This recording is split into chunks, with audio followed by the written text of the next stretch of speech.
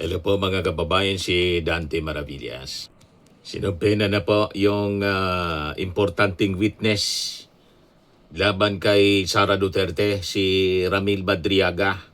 Yan yung nilabas na subpena ad testificandum and doses tecum in the matter of the verified complaints for impeachment against Vice President Sara Duterte, filed by Reverend Father Joel Saballa et al., endorsed by Representative Laila M. De Lima, and by Attorney Nathaniel Cabrera, endorsed by Representatives Benny Abante Jr. and Paulo Ortega IV. To Ramil Lagunoy Madriaga, Camp Bagong Diwa, Taguig City. You are hereby directed to appear before the Committee on Justice on April 14, 2026, 10 o'clock in the morning at the second floor of the People's Center sa Congress, mga kababayan. You are likewise informed that you have the right to be accompanied by legal counsel during the proceedings. However, such counsel shall be limited to an advisory role and shall not be permitted to speak or otherwise participate in the proceedings. Should you require a conference with a representative of the committee prior to the date of the submission, please communicate with Attorney Maria Vivian Banayad, OIC Committee Secretary. Failure to comply with this order is subject to penalty under the law. Tapos, tuloy-tuloy mga kababayan yung proceedings. Mag-attend o hindi mag-attend si Sara Duterte, magsasalita si Ramil Madriaga, mga kababayan. At sabi natin, napasama tuloy. Di ba? Sa level pa lang ng Congress, mga kababayan, magkakaalaman na. Kasi dito, magkakaroon na ng presentation ng mga witnesses. Tulad mga kababayan ni Madriaga, na alam na ninyo yung kanyang affidavit po. Linking Sara Duterte sa mga mali-maletang delivery ng pera. Hindi lang maleta, kundi may isang kutsi, may isa pang van. Ito yung consequences po ng petisyon ni Torion. Di ba? Binibigyan ng due process si Sara Duterte. Ngayon, yung kampo ni Sara, tumakbo uli ng petisyon sa Supreme Court. But anyway, dito muna tayo sa balitang ito mga kababayan. Sabi dito, the House Committee on Justice has directed the Office of the Sergeant at Arms to enforce heightened security measures for a detained witness tagged as material indispensable in the impeachment proceedings against Vice President Sara Duterte.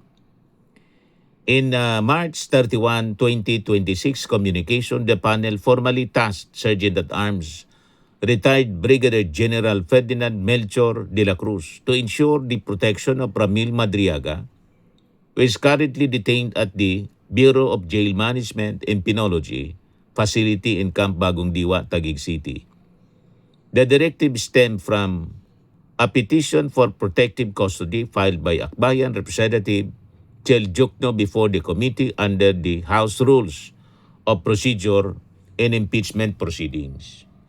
After due evaluation, the committee finds the petition is impressed with merit, the order stated. In view of the credible threats to the life of Mr. Madriaga arising from his participation in these proceedings, the committee hereby granted the petition. Kaya bantay sarado, mga kababayan, ngayon si Ramil Madriaga, baka masingitan. Importanteng witness siya na nagtuturo mismo kay Sara Duterte. At sabi nga natin, mga kababayan, dito malilinawan kung saan galing una yung yaman ni Sara at yung ginamitan ng mga confidential funds. The missing link. Kaya yung kampo ni Sara natataranta. Pinadala na po yung subpena Yan o.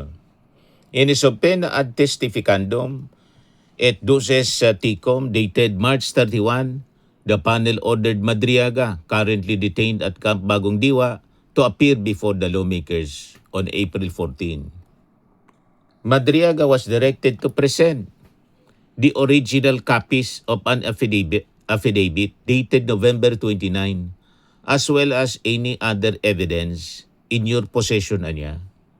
The subpoena detailed his alleged role in the handling of confidential funds tied to the office of the Vice President at saka sa DepEd. You worked for the Vice President and formed the Vice President Presidential Security and Protection Group of BPSG between 2022 and 2023. You received the office of the Vice Presidents and DepEd's confidential funds from BPSP's Colonel Raymond Dante Lachica and delivered them to the Vice President's friends and acquaintances. The document stated, the panel said the documents and testimony are being sought in connection with the impeachment complaints filed against Duterte and endorsed by several lawmakers. So dito magkakaalaman mga kababayan at makikilala na natin kung sino yung identity ng mga tsetsirya ni Mary Grace Piatos. Sa tingin mo, Anya, Mr. Maravillas, ano ang true identity ni Piatos? Ang tingin ko po, si Chucky man lang.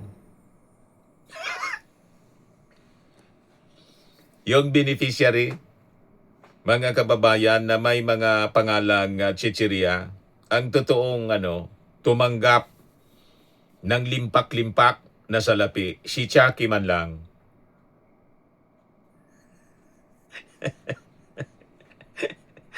So magkakaalaman mga kababayan. Kaya very exciting ito mga susunod na araw. Kaya pinapabantayan po, baka masingitan na pangalanan si Tebes na sabi, kinausap. Yun ang sabi, nagsabi niyan si Cheljuk no mismo. Kaya siya yung nagpetisyon, yung akbayan, na kailangan na niya ilipat ng custody. Ito na yung order, ilipat ng custody kasi napaka-importanting testigo, ito pong si Ramil Madriaga. So sabi dito sa report ng committee,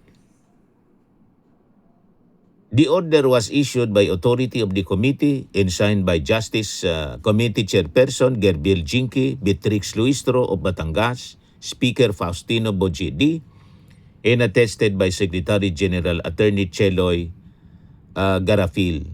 The House is conducting hearings to determine whether sufficient grounds exist to elevate the impeachment complaints to the plenary for possible transmittal to the Senate. Para ma-determine yung probable cause. Ito yung kini-question ng kaya ayaw mag-attend ng kampo ni Sara Duterte. Ba hindi niya allowed na mag-mini trial. Hindi man ito talaga mini trial. Hearing man lang po. Nagamit lang yung mga sa mga interviews yung term na mini trial to emphasize the need for hearings. Kasi paulit-ulit pong sinasabi ng mga congressmen na ang trial sa Senado talaga. Ang problema sa kampo ni Sara Duterte, nang i-transmit last year sa Senado for trial, kinontra nila. Binalik nila sa gusto nilang ibalik sa Congress. Kasi hindi daw binigyan ng due process. Nagpetisyon sa Supreme Court. Consequently, nag-decide yung Supreme Court pabor sa kanila na technical po. Hindi yung merito po ng kaso yung dinesisyon na ng Supreme Court. Kundi yung proseso. Mali daw. O di mali. Inunor ng Congress na mali. Kaya nagsagawa ngayon ng hearing na mahaba-haba. Galit na naman yung kampo ni Sara. Bakit daw nag-hearing? Dapat na niya sa Senado.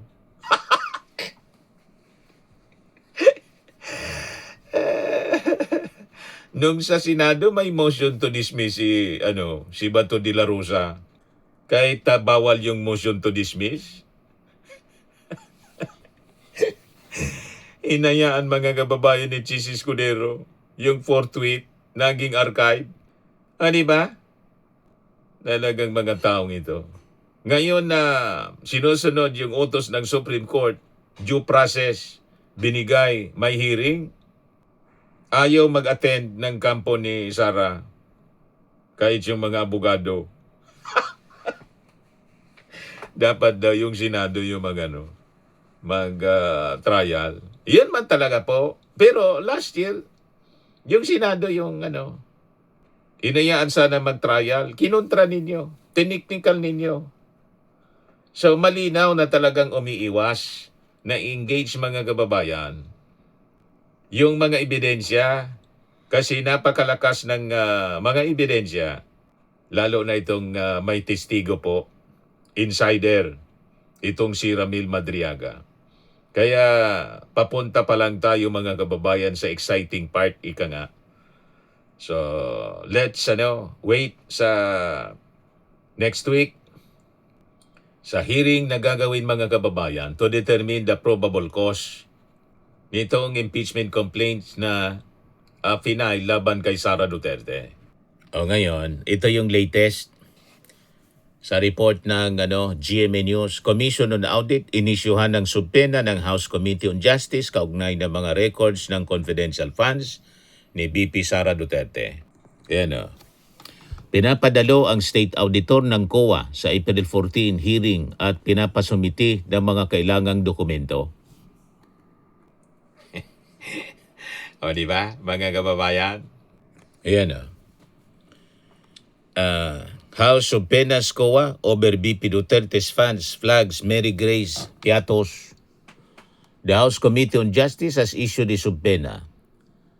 The order directs State Auditor 5 Attorney Gloria Camora of the COA's Intelligence and Confidential Funds Audit Office to produce checks, vouchers, liquidation reports, and documentary evidence of payments, including those bearing names such as Mary Grace Piatos, as well as documents with incomplete, unsigned, or questionable entries. Lawmakers said the records in Camora's testimony are critical to authenticate transactions and trace the flow of funds in the ongoing impeachment proceedings. Ayan po yung subpena ad testificandum, and doses tecum, et doses tecum. Di ba, mga kababayan? Kahit hindi mag-attend si Sara Duterte at mga abogado niya, kakalkalin lahat. May mga balita na sabi, yung mga bank records ayaw ng mga bank managers na i-release kasi may bank secrecy law. Exception po yung impeachment.